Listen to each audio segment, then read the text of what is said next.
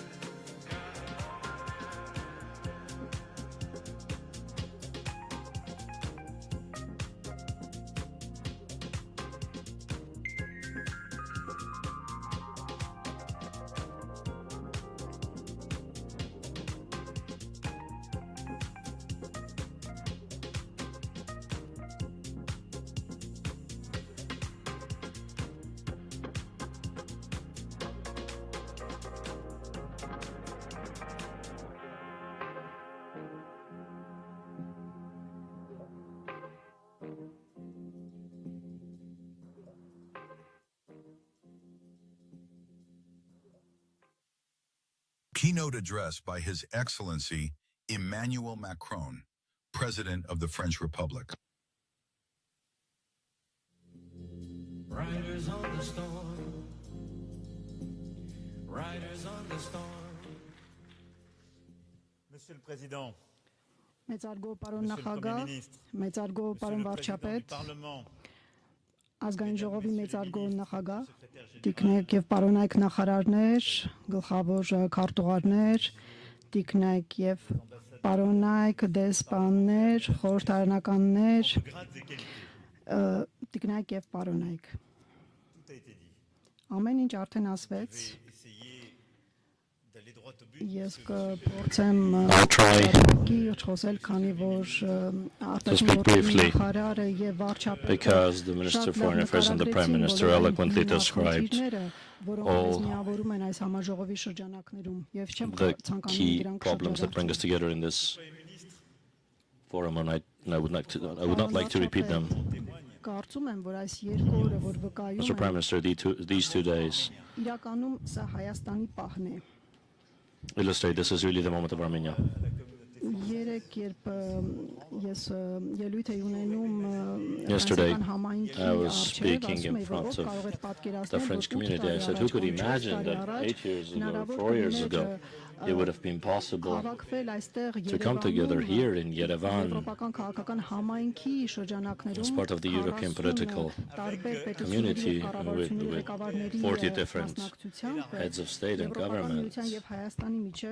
գագաթնաժողովի շրջանակում as a շատ part քիչ of էր a summit պատկերացնում։ between Armenia and the EU. Very few really could imagine that. Եվ ինչ որ մի բան փոխվել է And something has եւ changed ձեր երկիրը, որը in your country, 2020 թվականի աշնանը which in the fall of 2020 experienced the war we all remember, ծայրահեղ հետևանքներ ունեցավ, that had extremely grave consequences. ակնհայտ է, որ ինչ որ մի բան վերափոխվել է։ It's obvious that something has transformed here. ce que nous vivons là, c'est ce moment Այս պահը, որ մենք հիմա ապրում ենք, ինչպես This ասեմ, moment, սա Հայաստանի պահն է եւ tout un chemin que vous այս avez ouvert, պահը ճանապարհ է ce qui est d'ores et բացում։ déjà une réussite. D'abord un chemin de paix, vous l'avez Առաջինը խաղաղության ճանապարհ, դուք շատ լավ նկարագրեցիք, չեմ ուզում նորից անդրադառնալ, բայց դուք իրապես d'avoir ce courage, cette audace, որոշեցիք, ունեցաք այդ խիզախությունը խաղաղություն հաստատել, այսինքն գտնել այն ուղիները, որոնք հարկավոր են Ադրբեջանի հետ խաղաղություն հաստատելու համար։ եւ 22 թվականի Պրահայի գագաթնաժողովը, ինչպես Վաշինգտոնում նաեւ գագաթնաժողովը եկան եզրափակելու վերջնականապես այս խաղաղությունը, ինչպես ես ասացի, սա խիզախ եւ անհրաժեշտ որոշում էր եւ այս որոշումը նաեւ ամրապնդեց եւ բերեց բարգավաճություն, երբ ես նայում եմ անցած 8 տարիները Հայաստանում միջին աճը կազմում է 6%։ Այսինքն այս վերջին 2 տարիներին ավելի է մեծացել, սա արդեն տպավորիչ ցուցանիշ է, որը ցույց է տալիս ձեր մոդելի օրինակը եւ դուք շատ լավ նկարագրեցիք քիչ առաջ այդ առաքինի օրինակը խաղաղության եւ բարգավաճության համար եւ այս ամենը մի քանի տարի է արդեն զարգանում է։ Իրապես սա Հայաստանի պահն է, որովհետև այստեղ Հայաստանում են եվրոպացիները քննարկումներ անցկացնում, քանի որ դուք եք կազմակերպել եւ հյուրընկալել 8-րդ գագաթնաժողովը Եվրոպական քաղաքական համայնքի եւ այսօր առավոտյան Եվրոմիության եւ Հայաստանի միջև գագաթնաժողովը նույնպես քննարկեց մի շարք կարևոր ծրագրեր, որոնք խոստանում են զարգացում, ենթակառուցվածքների ոլորտում ներդրումներ, անվտանգության ոլորտում եւ այլն։ Եվ այսօր այն ինչ տեղի ունենում ձեր երկրում կարելի ասել շատերը չէին սպասում նման պահի եւ դուք կարողացաք մեկնարկել այս ամենը մեծ խիզախությամբ վերջին տարիներին եւ սա խորապես փոխում եւ մեծ հաջողություններ եւ հնարավորություններ է ընձեռում Հայաստանին։ Ես նաեւ կցանկանայի, որպեսզի այս հայաստանյան պահը ուղեկցվեր նաեւ կովկասյան պահով։ Եվ կարծում եմ սա է այսօր հիմնական մեր մարտահրավերը։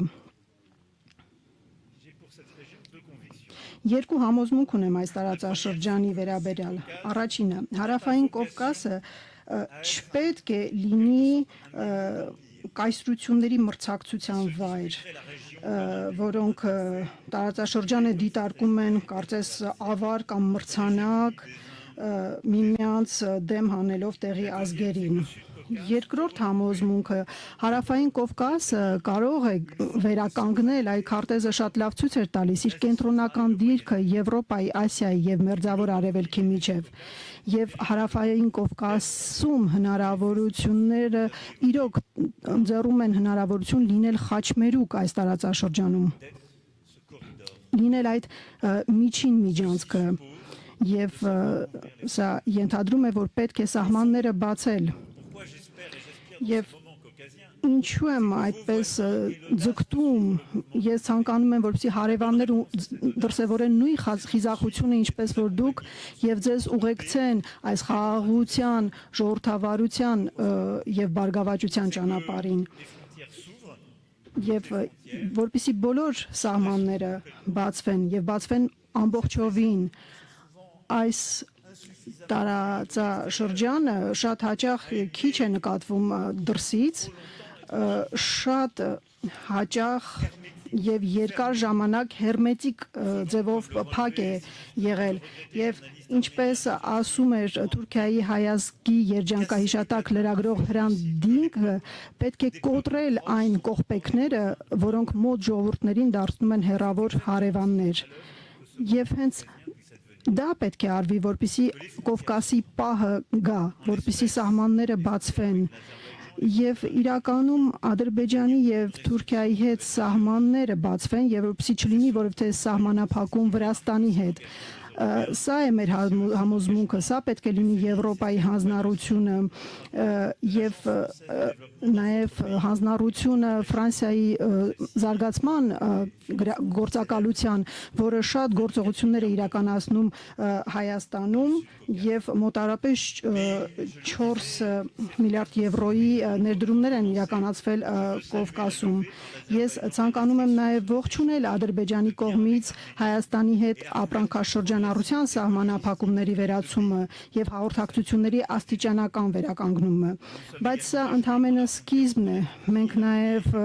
ողջունեցինք Թուրքիայի եւ Հայաստանի սահմանների բացումը Սիրիայից փախստականների կամ հումանիտար օգնության տեղափոխման նպատակներով, բայց սա առաջին ազդակն էր եւ մենք տեսանք, թե ինչքան կարեւոր է, որ սահմանների բացումը լինի լիարժեք, որպեսզի այս կովկասյան պահը իրականություն դառնա եւ որպեսզի ձեր երկիրը եւ ողջ տարածաշրջանը դառնան միջին արևելքի, կենտրոնական Ասիայի եւ Եվրոպայի խաչմերուկը եւ սա թույլ կտա ուրեմն օգտվել այն բոլոր տնտեսական հնարավորություններից եւ ստեղծել խաղաղության ճանապարհ եւ ոչ թե տարբեր կայսրությունների խնդիրների եւ մարտահրավերների ճանապարհ եւ այդ է պատճառը որ ես ցանկանում եմ այսօր ողջունել Հայաստանի ջանքերը եւ Ֆրանսիան հավատում է դրան Ֆրանսիան ցանկանում է լինել Հայաստանի կողքին այսինքն Հայաստանը հենց առանցքային այն հիմքն է դրել ամբողջ տարածաշրջանի խաղաղության համար, ամբողջ տարածաշրջանի հույսի համար։ Շատերը երկար ժամանակ մտածում էին, որ Հայաստանի ճակատագիրը միայն հնարավոր է Ռուսաստանի հովանավոր թևի ներքո։ 2020 թվականի պատերազմը, այն ինչ որ դուք ապրեցիք այն ողբերգությունը, որ շատ ընտանիքներ վերապրեցին, տեսան, որ դա այն հովանավորությունը չէ, ինչպիսին որ շատերը պատկերացնում էին։ Տեսանք, որ Ռուսաստանը լքեց Հայաստանին եւ հասկացանք, որ այդ երազանքները իրականություն չեն եւ բոլորը կարծես սովորել էին, որ նա պետք է լինի տարածաշրջանում հովանավորը, որովհետեւ հարավային Կովկասը կարծես պետք է միշտ պաշտպանվի ինչ որ մեկի կողմից։ Իսկ Հայաստանի պահը եկավ ապացուցելու, որ կա ժողովրդավարական ճանապարհ, որը որ դուք սկսել եք հենց 2018 թվականից, այսինքն խաղաղությունը, որ ընտրել եք, իրատեսական է, եւ որ դուք դրա դերակատարն եք, եւ որ բարգավաճությունը հնարավոր է առանց կայսրությունների միջամտության։ Երեք այս վերջին տարիների ընթացքում դուք ապացուցել եք այս փաստը, եւ հարկավոր է, որպեսզի ամբողջ տարածաշրջանը հետևի ձեզ, եւ սահմանները բացվեն, եւ հնարավոր լինի արդեն տարբեր երկրների միջև հաստատել խաղաղ հարաբերություններ եւ որպեսզի լինի այդ շփումը, այդ միջանցքը կենտրոնական Ասիայի, Եվրոպայի եւ Մերձավոր Արևելքի միջև եւ դրա համար կցանկանայի եզրակացնել Հայաստանի եւ Հարավային Կովկասի մասին խոսելուց հետո ասեմ, որ ես խորապես համոզված եմ, որ Հայաստան ունի եվրոպական կոչում, եվրոպական ճակատագիր, նույնն է հավատում եմ նաեւ Վրաստանի մասով եւ Ադրբեջանը իհարկե չունի նույն հանձնառությունը ինչպես Վրաստանը կամ Հայաստանը, բայց ինչու եմ ես ավելի հավատում Հայաստանի դեպքում օրինակ պատմության մասով այսօր առավոտյան մենք ուրեմն այցելեցինք Մատենադարան, ընդամենը պետք է նայել ձեր լեզուն, ձեր մշակույթը, որ տեսնել թե ինչպիսի դուք եվրոպական խորը ուղի ունեք, որովհետև Պարոն նախարար, դուք շատ լավ նկարագրեցիք քիչ առաջ, այնինչ Եվրոպան տվել է աշխարհին, կապում է մեզ եւ ձեզ միասին խորը կապերով։ Եվ այս պահին եկել է այդ պահը թե Հայաստանի եւ թե Հարավային Կովկասի համար։ Մեր Եվրոպան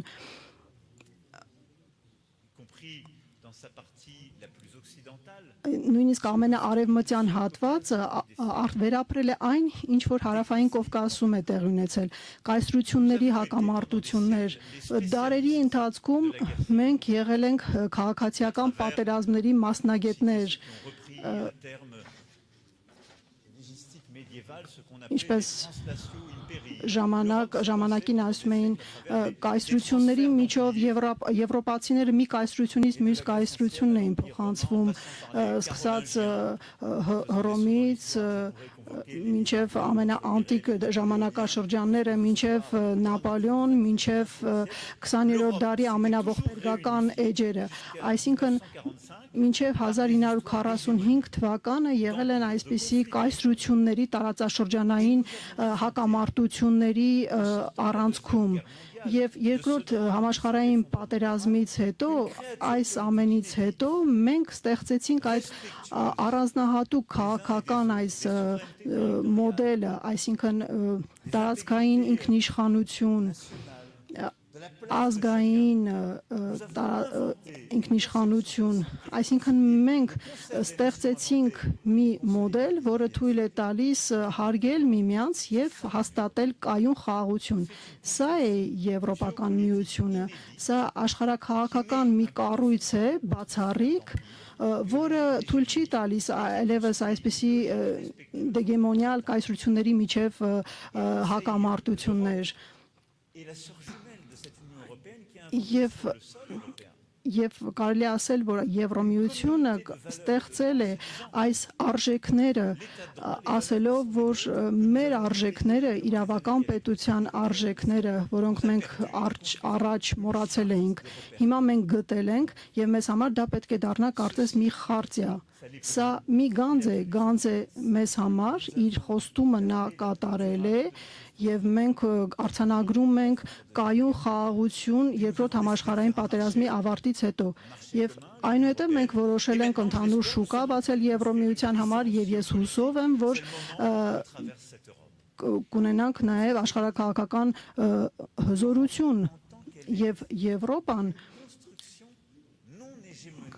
պետք է լինի ոչ հեգեմոնյան, այսինքն հարգի յուրաքանչյուրին իր դնթով եւ իր դնթով նա կարելի ասել Հայաստանի դաշնակիցն է այն ճանապարհի համար, որ Հայաստանը իր համար ընտրել է։ Այնինչ որ դուք հենց նոր նկարագրեցիք շատ լավ, պարոն նախարար, այսինքն չպետք է լինի որևիցե մեկ այլ տիրության թևի ներքո կամ մեկ այլ տիրապետության ներքո, որոնք կարող են խոստանալ կարճաժամկետ խաղաղություն, պետք է շարունակել այդ ճանապարհը, ինչպես Եվրոպան դա արել է, եւ հաշվի առնել, հիմնվել հարգանքի վրա։ Եւ մենք միասին ինչ ենք կիսում եւ սա հենց եվրոպական քաղաքական համայնքի ուղերձն է եւ ես տեսնում եմ որ դուք նույն պատմությունն եք գրում եւ ես տեսնում եմ որ դուք այնինչ դուք հիմա գրում եք որպես պատմություն կապում է մեզ եւ ձեզ ինչ տեղի ունեցավ պետք է ամեն ինչ անել որպեսզի բոլոր մեր երկրներում չլինի կասկած թե ինչքանով է ասենք պետությանը իրավական պետությունը ինչքանով ունի լեգիտիմություն եւ միջազգային առևտուրը չպետք է կասկածի տակ դրվի ասենք չափազանց մեծ օգնություններով կամ կամայական ինչ որ սակագներով նույնիսկ նրանք ովքեր որ մեզ համարում են դաշնակիցներ նրանք ընտրեցին ամենաուժեղի օրենքը եւ ոչ թե միջազգային իրավունքը այսօր մենք ինչ ունենք առաջարկելու մեզ եւ մեր աշխարհին նոր դաշնակցություն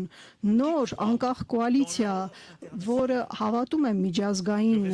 կարգին օրենքների հարգանքին իրավական պետությանը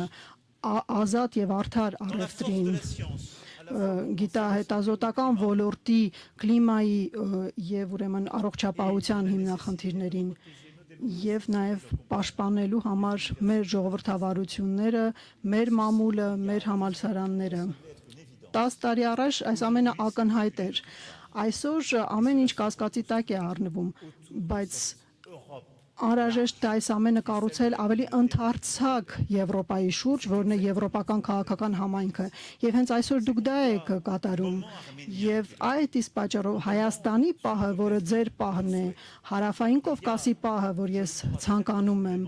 ես խորապես համոզված եմ, որ կա նաեւ Եվրոպայի պահ, որը կառուցվում է, այսինքն աշխարհաքաղաքական նոր ուժ որը հարգանք է ցուցաբերում,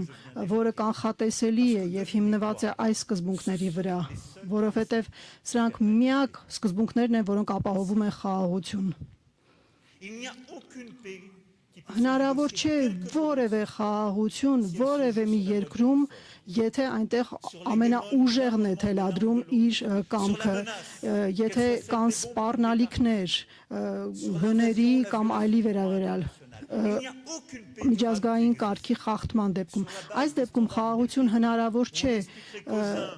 le respect du droit international. եթե մենք բացատրում ենք մեկին, որ Ուկրաինայի դեպքում օրինակ ասենք միջազգային իրավունքը շատ կարևոր է, բայց հետո շրջվում եւ նայում ենք թե ինչ է կատարվում միջին արևելքում։ Նման խաղաղությունը հնարավոր չէ երկարատև ձևով ապահովել։ Պետք է միայն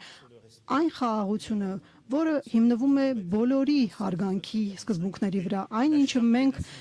ստեղծել ենք 45 թվականին, այսինքն ՄԱԿ-ի խարտիայի շրջանակում,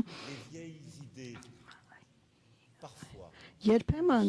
հին գաղափարները ունեն իրենց իմաստը, որովհետև նրանք մեզ հիշեցնում են անցյալ դարերի քաոսը եւ արհավիրքները, եւ մենք ունենք իրավունք դիմակայելու պատմությունը եւ մենք պարտավոր ենք չմոռանալ, երբ որ վատ քամիները գալիս են մեր տարածաշրջան, մենք պետք է դիմակայենք։ Այդ իսկ պատճառով, պարոն վարչապետ, պարոն նախագահ, Տիկնակ եւ պարոնայք, շատ ուրախ եմ լինել ձեր կողքին այս երրորդ թողարկման շրջանակներում, ձեզ արտահայտելու համար իմ աջակցությունը եւ իմ վստահությունը այն ճանապարհի համար, որ Հայաստանը այսօր ընտրել է իր համար եւ որ հարավային Կովկասը կհետևի ձեզ դեպի ժողովրդավարություն, խաղաղություն եւ բարգավաճություն։ Ես խորապես համոզված եմ, Que l'avenir de votre pays որ ձեր երկրի, ձեր տարածաշրջանի ապագան կլինի հենց այդ ընդարձակ Եվրոպայի ապագան, որը կառուցվում է, de l'état de droit, այսինքն իրավական պետության, միջազգային իրավունքի, խաղաղության եւ ազատության Եվրոպա, որին մենք հավատում ենք qui a fondé եւ որը հենց հիմնել է Հայաստանի եւ Ֆրանսիայի միջև դարավոր բարեկամությունը։ Շնորհակալություն։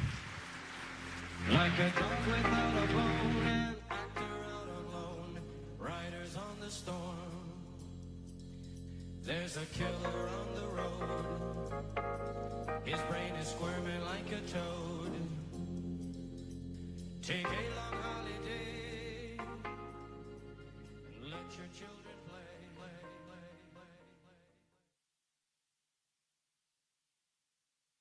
Special guest, His Excellency Alain Berset, Secretary General of the Council of Europe.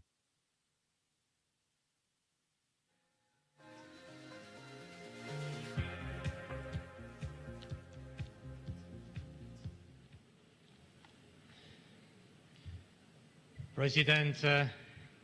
Khachaturian, Prime Minister Pashinyan, President Macron, Minister Mirzoyan, Excellencies, dear participants, it's a huge pleasure and a huge privilege for me to join you at the Yerevan Dialogue after the successful European Political Community Summit hosted in Armenia. Mr. Prime Minister, dear Nicole, this was a testament to Armenia's rightful place